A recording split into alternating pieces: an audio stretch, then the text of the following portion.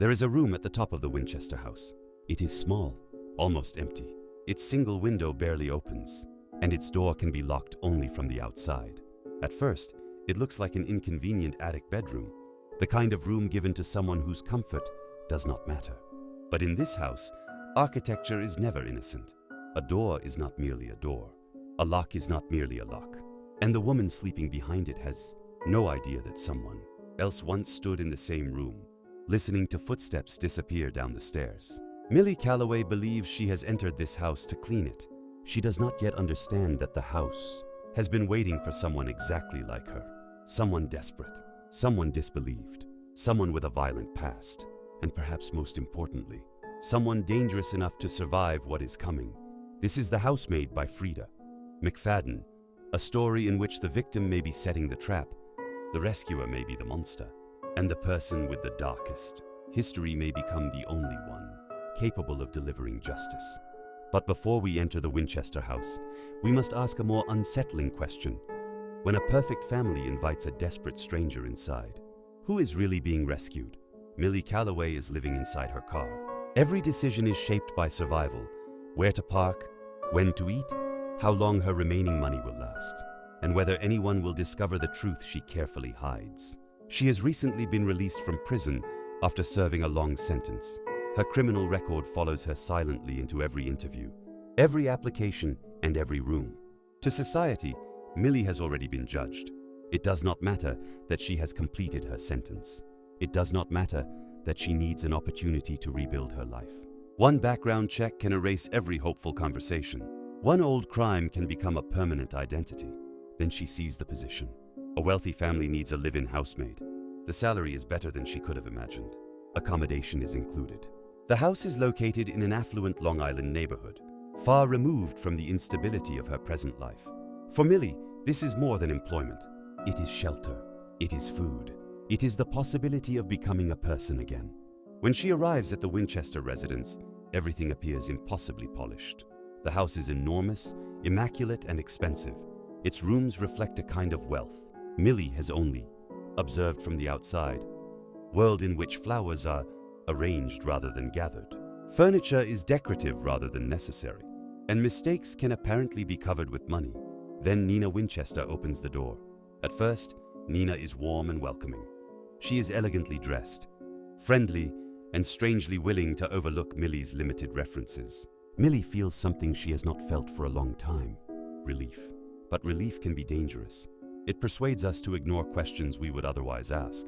Why was Nina so eager to hire her? Why was the interview so easy?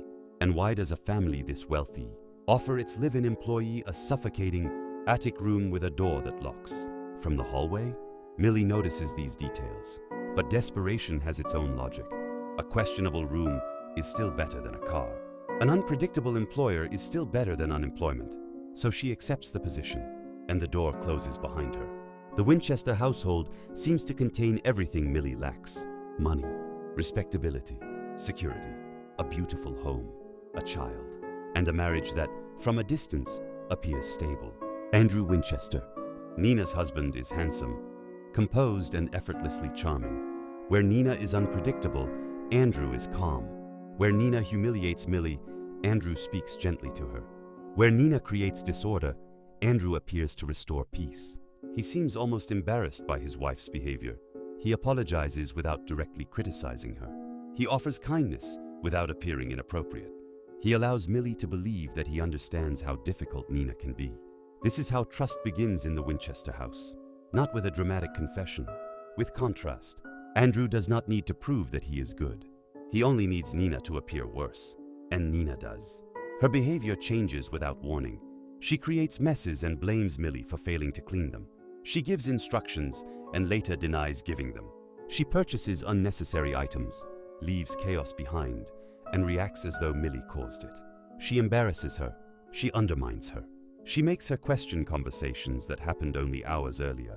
Even Nina's daughter, Cecilia, can be hostile and difficult. Millie begins to feel that she has entered a household, governed by invisible rules, rules that change whenever. She thinks she understands them. The work is exhausting, but the psychological pressure is worse. She cannot predict which version of Nina she will meet: the friendly employer, The jealous wife? The furious mother? The woman who offers kindness one moment and punishment the next? From Millie's perspective, Nina appears unstable, and every time Nina becomes unreasonable, Andrew becomes more sympathetic. This is one of the novel's most effective psychological constructions. We are not simply told whom to trust. We are trained to trust one person by being shown another person behaving badly. The story turns perception into a trap, because Millie sees the Winchester family through the same lens that outsiders have been encouraged to use for years. Nina is the problem. Andrew is the patient husband surviving her, and Millie is the unfortunate witness caught between them. But a convincing lie rarely contains no truth. Nina is behaving strangely. She is manipulating situations. She has brought Millie into the house for reasons she has not revealed. The deception is real. The question is not whether Nina is lying. The question is why. Millie's connection with Andrew develops gradually. He notices her, not merely as an employee, but as a woman. For someone who has been treated as disposable by almost everyone around her, his attention carries enormous power. He seems to see beyond her job, beyond her poverty, beyond the attic bedroom, beyond the version of Millie the world has already condemned. And because Nina repeatedly humiliates them both, Millie and Andrew begin to occupy the same emotional side of the household. At least, that is how it appears. Andrew becomes the stable center inside the chaos Nina creates. He is attractive, successful, and controlled. He represents entry into a world from which Millie has always been excluded. But more than that, he represents vindication. If someone like Andrew can desire her, perhaps she is not permanently damaged. Perhaps the past has not destroyed her future. This is what makes Millie vulnerable to him. It is not simply physical attraction. It is the desire to be chosen. Andrew does not only offer romance, he offers an alternative identity. With him, Millie can imagine herself not as a former prisoner or a housemaid, but as someone worthy of protection, affection, and a beautiful life. Meanwhile, Nina appears increasingly jealous, cruel, and irrational. Eventually, the fragile order of the household breaks apart. Millie and Andrew cross the boundary that has been drawing closer between them, and Nina is forced out. For one brief moment, Millie believes the nightmare may be ending. The difficult wife is gone. The gentle husband is free. The house seems quieter. Millie is no longer only the servant observing another woman's life. She can almost imagine stepping into it. But the room upstairs has not changed. The lock is still on the outside, and Andrew Winchester is still the man with the key. Then the novel does something essential. It changes perspective. Until this point, Nina has been presented to us largely through Millie's eyes. Now, we are allowed to enter Nina's experience, and the story we believed, we understood collapses. Nina Winchester is not the powerful woman tormenting an innocent husband. She is a woman who has spent years surviving a sophisticated system of abuse. Andrew's cruelty is not primarily explosive. It is controlled, private, calculated. He understands that the most effective prison does not always require chains. Sometimes it requires only fear, isolation, and the certainty that no one will believe the prisoner. He punishes Nina for minor imperfections. He locks her in the attic room. He creates rules designed to be broken because their purpose is not order. Their purpose is domination. He convinces the outside world that Nina is unstable while ensuring that her reactions to his abuse become evidence supporting his story. This is the machinery of gaslighting. First, a person's reality is attacked. Then their emotional reaction is used against them. The more desperately they insist on the truth, the less credible they appear. Andrew does not merely hurt Nina. He controls the meaning of what happens to her. If she cries, she is unstable. If she becomes angry, she is dangerous. If she seeks help, he presents himself as the exhausted husband caring for a difficult wife. Abuse becomes concern. Imprisonment becomes protection. Control becomes love. The novel's central reversal is not simply that the charming man is evil. It is that respectability itself has functioned as his disguise. Andrew is wealthy, attractive, and socially convincing. Nina, traumatized and reactive, does not look like the ideal victim. So people believe the performance that is easiest to understand. They believe him. The novel explores psychological torment, coercive control, and the way an abuser can manufacture an image of instability around the person he is harming. Nina knows she cannot defeat Andrew through ordinary means. His social position protects him. His charm protects him. His ability to appear reasonable protects him, and Nina has another vulnerability: her daughter. Leaving Andrew is not merely a matter of walking out of the house. She believes he can manipulate institutions, question her fitness as a mother, and use her history against her. So she creates a plan, a morally disturbing plan. She begins searching for someone Andrew might desire, someone young, someone isolated, someone whose presence could pull his attention away from her. But Nina does not select Millie only because Andrew may find her attractive. She discovers Millie's past. She learns that Millie has been in prison, and she learns why. Millie is not simply a woman who once committed violence. She is someone who used violence while confronting a man who was harming another woman. In Nina's eyes, Millie becomes more than a potential replacement. She becomes a weapon. Nina hires her deliberately. She creates tension. She behaves cruelly. She encourages Millie to see Andrew as a victim. She pushes them emotionally closer. Nina is not passively waiting to be saved. She is constructing the conditions under which Andrew will reveal himself to someone capable of fighting back. This does not make Nina's actions innocent. She places Millie in genuine danger. She manipulates a vulnerable woman without her consent. She uses Millie's desperation, just as Andrew does. That moral discomfort is important. Nina is both victim and strategist. She is escaping abuse, but her escape requires another person to enter the cage. The Housemaid does not give us pure heroes. It gives us women making choices inside systems where every available choice has already been contaminated.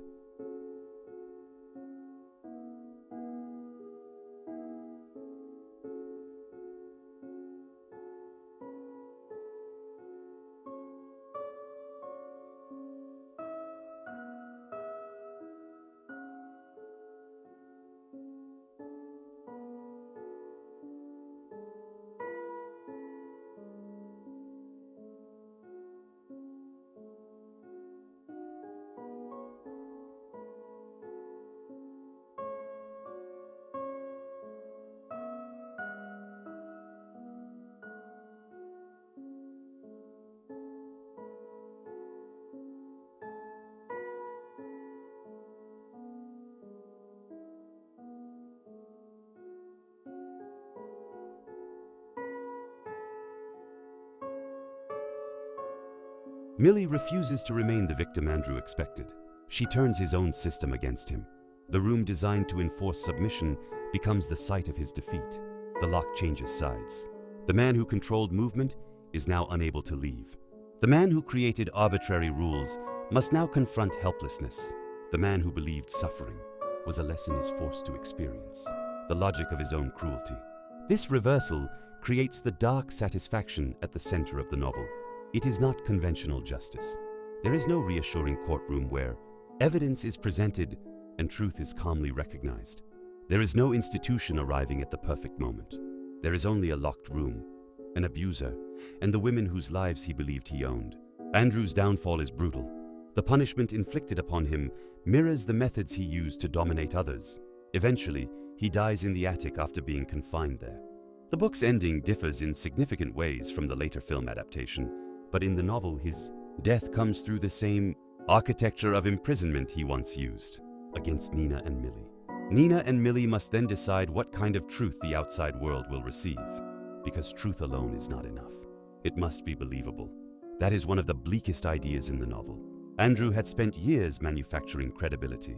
Nina and Millie now use that same awareness to construct a version of events society can accept. They understand what Andrew always understood. People do not necessarily believe what happened. They believe the story that fits the evidence, the reputation, and the speaker they find most convincing. Millie, the woman society has already condemned. Millie enters the novel carrying a label, criminal. That label makes her vulnerable because she knows how easily every accusation can be believed.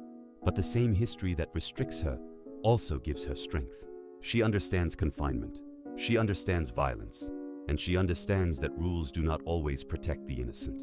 Millie's moral code is not clean or socially respectable. It is protective. She becomes dangerous when someone stronger uses power against someone weaker. Her violence is not presented as uncomplicated virtue. It remains ethically troubling. Yet the novel asks us to compare two forms of danger. Andrew uses violence and control to dominate. Millie uses violence to end domination. Both can harm, but their motives move in opposite directions. Nina, the woman who performs madness. Nina is the most morally complex character. For the first half of the novel, she controls Millie's perception through cruelty. She deliberately makes herself appear unstable. Her performance succeeds because it matches a familiar social stereotype, the irrational wife and the endlessly patient husband. But her apparent instability is also partly the result of real trauma. Nina is performing a role, yet she has also been psychologically wounded by the role Andrew forced upon her. She lies to escape a liar. She manipulates to defeat a manipulator. She sacrifices another woman's safety to recover her own. Her actions resist easy judgment because she is making choices from inside a structure Andrew designed. Andrew, the man who owns the narrative. Andrew's most powerful weapon is not physical strength. It is interpretation. He controls how others understand the household. He presents Nina's terror as irrationality. He presents punishment as discipline. He presents himself as a victim. And he chooses women whom society may find difficult to believe. Andrew's evil exists inside ordinary gestures: a calm voice, a respectable career, a beautiful home, an apology offered at exactly the right moment. He demonstrates that cruelty does not always announce itself through rage. Sometimes it speaks softly because it knows everyone is already listening. The Winchester home is not simply the setting. It is a physical representation of the family's deception. From the outside, the house communicates success. Its size, design, and location tell observers that the people inside have achieved the ideal life. But the higher we travel inside it, the closer we move toward the truth. At the bottom are the public rooms, elegant, controlled, and designed for guests. Above them are the private spaces where the family performs normality. And at the very top is the attic room, the place where the family is hidden. Violence becomes undeniable. The structure is almost psychological. The beautiful exterior resembles the public self. The organized rooms resemble the stories people tell about themselves. The attic resembles what has been repressed, denied, and locked away. Millie is employed to clean the visible surfaces. But no amount of cleaning can purify a house whose foundation is control. This is why the title, The Housemaid, carries more meaning than a simple job description. A maid enters spaces that owners assume she will not understand. She sees what they discard. She handles what they stain. She learns the difference between a room prepared for visitors and a room used when no one is watching. The wealthy residents believe Millie is socially invisible, and invisibility becomes her advantage. The person treated as though she does not matter becomes the person who sees everything. The novel is also built around class inequality. Millie enters the house because she has almost no alternatives. Nina can hire her because money allows wealthy people to bring vulnerable strangers into private spaces and control the terms of their survival. Andrew's privilege gives him more than comfort. It gives him credibility. A wealthy man in a beautiful home is assumed to be stable. A poor former prisoner sleeping in her car is assumed to be suspicious. A traumatized wife with a history of institutionalization is assumed to be unreliable. Andrew understands these social assumptions and weaponizes them. He does not operate outside society's prejudices. He operates through them. The novel repeatedly asks, whose version of events receives immediate trust? Who must provide impossible proof? Who is allowed to appear angry without being called dangerous? Who is allowed to appear calm and therefore be considered innocent? The hierarchy inside the house is not accidental. Andrew possesses wealth, gendered authority, and social respectability. Nina possesses financial access, but has been psychologically discredited. Millie possesses almost nothing except the part of herself society fears. In the end, that feared part becomes the one resource Andrew cannot control. The greatest twist is not simply that Nina is not the villain. The deeper twist is that the story exposes how easily we participated in Andrew's judgment of her. We accepted his calmness as evidence. We interpreted Nina's emotional instability as moral failure. We were drawn toward the person who appeared reasonable and away from the person behaving badly. The novel makes the reader experience a simplified version of gaslighting from the outside. We are given selected information. We build an interpretation. We become confident. Then the perspective changes, and we realize how much of our certainty depended on presentation. This is why the story works, even when some readers anticipate that Andrew may be hiding something. Knowing that a twist is coming is not the same as understanding the trap. The real revelation concerns the process by which trust was created. Andrew does not win people through extraordinary genius. He wins because society already has stories prepared for men like him and women like Nina, the patient husband, the unstable wife, the troubled employee, the respectable household. He simply assigns everyone a role and waits for outsiders to recognize the familiar pattern. Nina escapes only when she rewrites the casting. She introduces someone Andrew believes he can control, but Millie refuses the role he prepared for her. The ending offers satisfaction, but it should also make us uncomfortable. Andrew is not legally tried. His punishment is not delivered by an impartial system. Millie becomes judge, jailer, and executioner. Nina helps conceal the reality. From one perspective, this is revenge. From another, it is the only justice available, within a world that repeatedly failed to recognize the abuse. The novel does not ask the audience to admire violence without question. Instead, it creates circumstances in which ordinary justice feels so inaccessible, that extraordinary retaliation begins to feel emotionally inevitable. That is a dangerous feeling, and thrillers often depend upon it. They place the viewer in a morally compromised position. We know that what is happening is unlawful. We know that suffering does not automatically become righteous because the victim once caused suffering. And yet part of us wants Andrew to experience fear. We want the locked door to remain closed. We want power to reverse. This emotional satisfaction reveals something about the reader as much as the characters. Perhaps we are not celebrating cruelty. Perhaps we are celebrating the end of helplessness.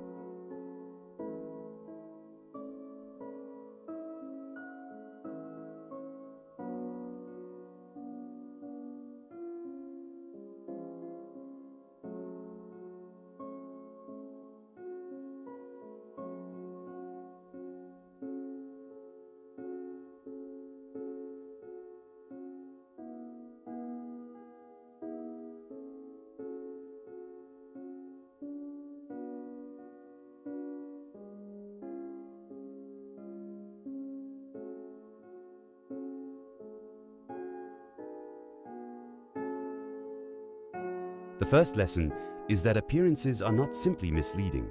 They are often deliberately constructed. A perfect marriage, beautiful home, or calm personality cannot prove kindness. Public respectability may reveal very little about private conduct. The second lesson is that vulnerability changes how people interpret danger. Millie repeatedly notices warning signs, but she cannot afford to respond to them. People often ask why someone entered or remained in a dangerous situation. The better question may be, what alternatives were genuinely available to them? The third lesson is that credibility is a form of power. Andrew harms Nina not only by controlling her actions, but by controlling how others interpret her. When someone loses the ability to tell a believable story about their own life, escape becomes far more difficult. The fourth lesson is that trauma does not always produce behavior that looks sympathetic. A frightened person may seem angry. A controlled person may become controlling. A victim may lie, manipulate, or make morally troubling choices. Pain does not automatically create innocence, but imperfect behavior does not erase victimhood. And finally, the novel reminds us that being underestimated can become a strange kind of power. Andrew sees Millie's poverty and criminal history as evidence that she is weak. He never understands that the qualities making her unacceptable to respectable society are precisely the qualities that make her dangerous to him. At the beginning of The Housemaid, Millie believes freedom means obtaining a job, a room, and a place inside respectable society. Nina believes freedom means escaping a husband who has controlled every interpretation of her life. Andrew believes freedom belongs only to the person holding the key. By the end, the key has changed hands, but the house leaves us with no simple moral comfort. A woman was manipulated in order to save another woman. An abuser was defeated through the methods he once used. A former prisoner found purpose by becoming willing to cross boundaries that ordinary justice would not cross. No one leaves the Winchester house completely innocent. Perhaps that is why the story remains compelling. It does not ask whether good people can defeat evil. It asks what desperate people may become when evil is protected by money, charm, and disbelief. The Winchester house looked perfect because everyone had learned to hide the right things, but every hidden truth leaves a trace, a frightened expression, a changing story, a room no one is meant to enter, a lock placed on the wrong side of a door, and sometimes the person hired to clean. Away the evidence becomes the first person willing to see it. So when you look at a perfect home, a perfect marriage, or a perfectly respectable person, remember, the most dangerous prisons do not always look like cages. Sometimes they look like beautiful houses. And the final question is this: if the only person capable of saving you had to become dangerous in order to do it, would you still call her a hero?